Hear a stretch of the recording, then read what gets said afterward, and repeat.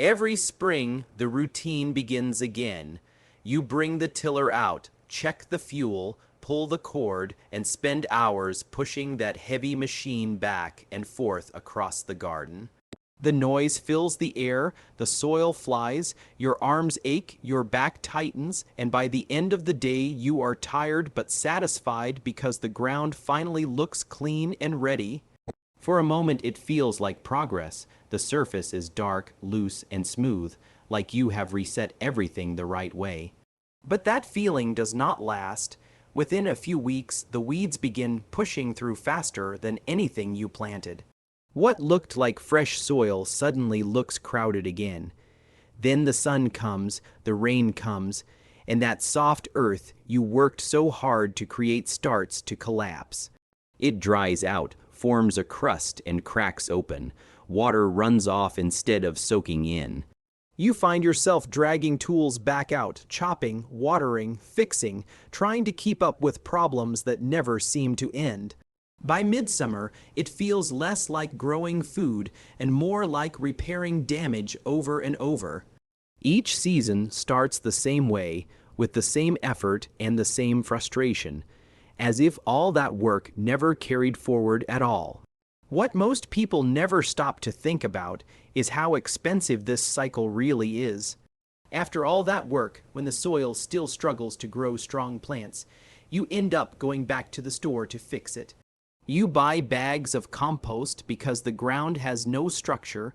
You buy fertilizer to give plants the nutrients that should already be there. You burn fuel running equipment, and you use more water because the soil cannot hold moisture on its own. One trip to the garden center may not seem like much, but season after season, those costs build quietly. It is easy to spend $100 in a year, sometimes $200, even $300, just trying to keep the garden productive. And the next spring, you repeat the same purchases again because nothing you added actually lasted.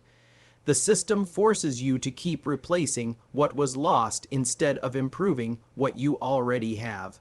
You are not creating soil that grows richer with time.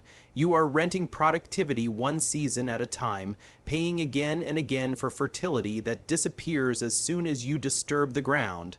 The important thing to understand is that this struggle is not your fault, and it does not mean you are doing something wrong as a gardener.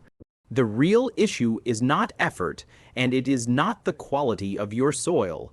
The issue is disturbance.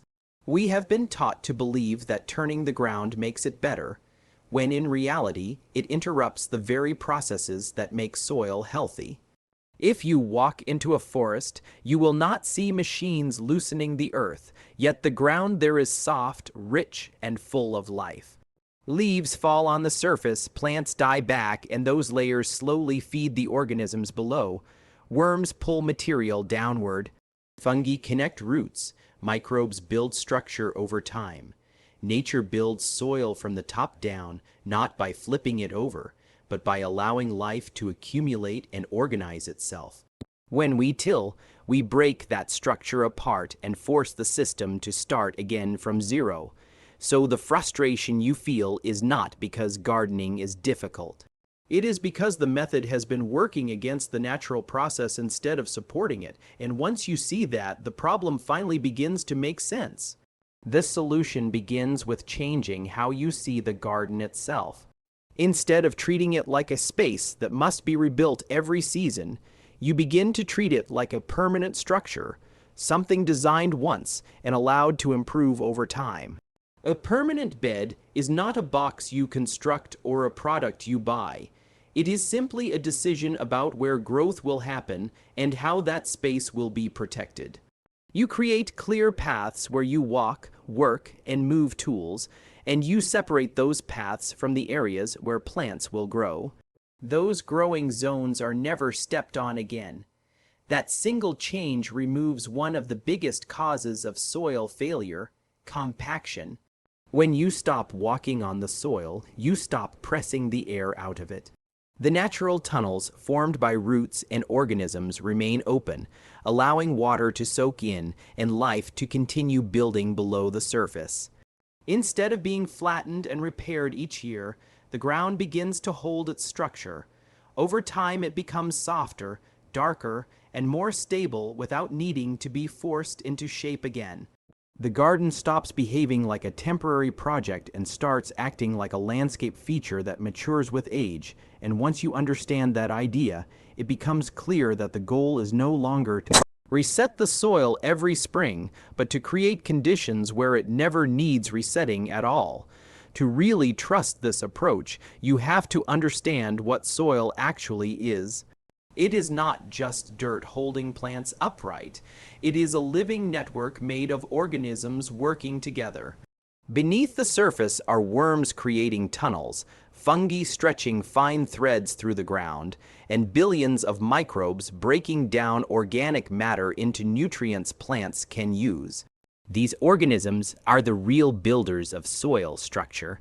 They create spaces for air and water to move, they hold moisture like a sponge, and they form stable aggregates that make the ground soft instead of compacted. This is the part most people never understand. When we till the soil, we are not helping these organisms. We are tearing apart their environment. The fungal threads that connect nutrients across the bed are broken like cut wires. The tunnels collapse, organic matter is exposed too quickly and burns away instead of feeding life slowly. The system has to rebuild from the beginning every single time. But when the surface is left intact and covered with organic material, those organisms stay protected and active. Instead of being forced to recover, they expand, feeding the soil from above with compost, mulch, and plant residues gives them steady energy, and they respond by strengthening the structure below. The result is a self-reinforcing cycle where biology improves the soil continuously, doing the work machines we're trying to imitate, but doing it better and without exhaustion. Building a permanent bed is straightforward, and it begins without digging a single inch of soil. You start by marking the shape of the bed and identifying the walking paths that will remain outside it, because once the bed is created, you will never step inside that growing space again.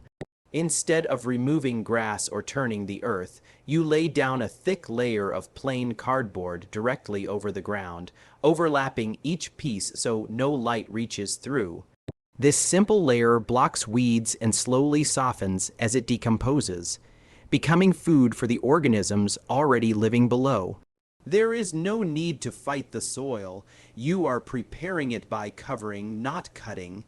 On top of that cardboard, you spread a deep layer of organic material such as straw, shredded leaves, or aged hay, building it 8 to 10 inches thick.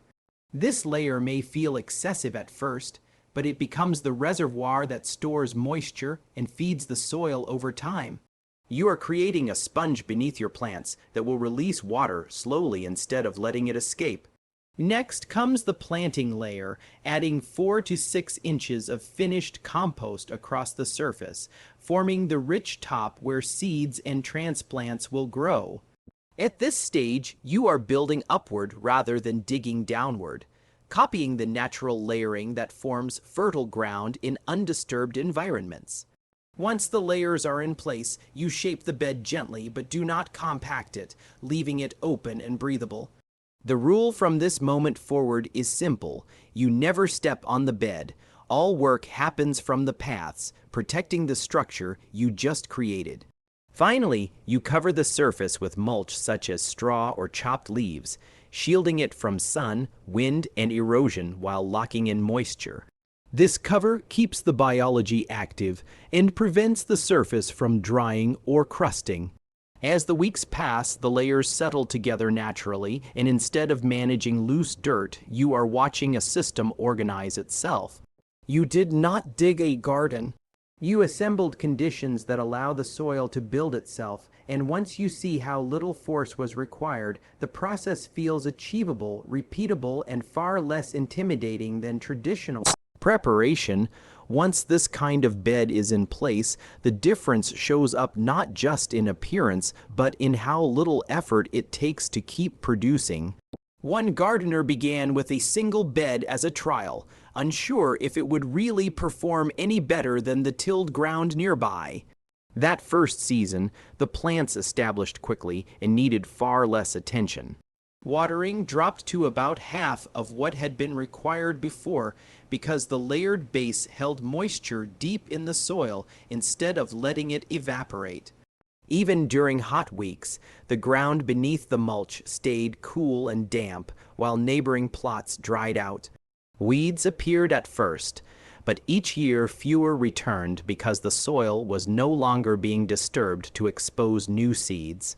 By the second and third seasons, that same bed was still producing without being rebuilt, proving that the effort was not temporary but cumulative. Expansion became simple. Another bed was added beside it, then another the following year, each one following the same pattern without needing heavy labor or machinery. Because the system is stable, it performs consistently through changing weather, draining well during heavy rain, holding moisture during heat, and staying biologically active longer into colder months. Instead of starting over each spring, the garden grows stronger with time, showing that this approach is not just practical once, but repeatable and scalable for as much space as you choose to build. Over time, you begin to see that what you created is more than a method for growing vegetables. The soil itself becomes something you are investing in, a long-term asset that improves instead of wearing out. Each season adds structure, nutrients, and resilience that remain in place, so you no longer need to buy fertility in bags or rely on outside inputs to keep plants alive. The ground you care for starts giving back more than it takes, turning your property into a small but dependable production system. Instead of repeating the same labor every year, your effort compounds, building on what was done before so the work becomes lighter while the results become stronger. That shift changes the relationship you have with the land. You are no longer resetting a project each spring. You are managing something that matures and stabilizes with time. Choosing this approach is choosing consistency over struggle, permanence over constant repair, and self-reliance over dependency.